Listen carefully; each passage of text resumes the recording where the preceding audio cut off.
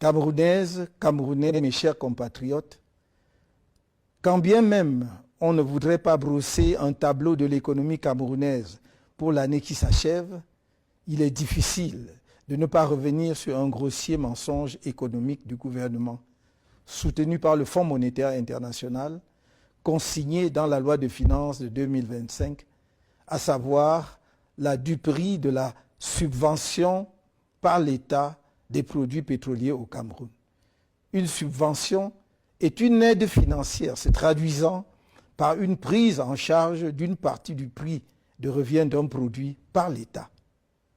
L'examen de la structure des prix des carburants à la pompe ne laisse percevoir aucune trace de subvention.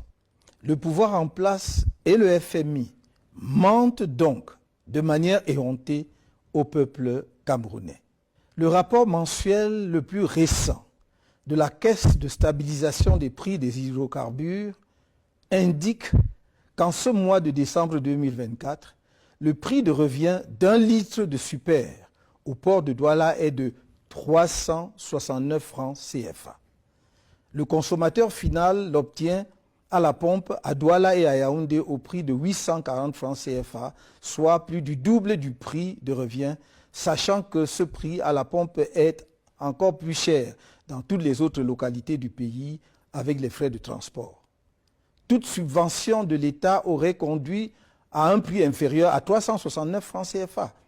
Mais non seulement le consommateur final paie l'entièreté du prix de revient, il paie en plus un supplément de 471 francs CFA, représentant le transport jusqu'au point de livraison et divers prélèvements de l'État.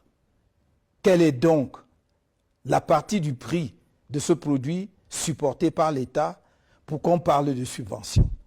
Je souligne que même le prix de 369 francs au port de Douala est dû à la kyrielle d'intermédiaires et de spéculateurs dans l'acquisition des produits pétroliers au Cameroun, ainsi qu'à un circuit de distribution rallongé par une série d'autres intermédiaires. Or, la Société camerounaise des dépôts pétroliers aurait pu assurer à elle seule la récupération, le stockage et la distribution de ces produits.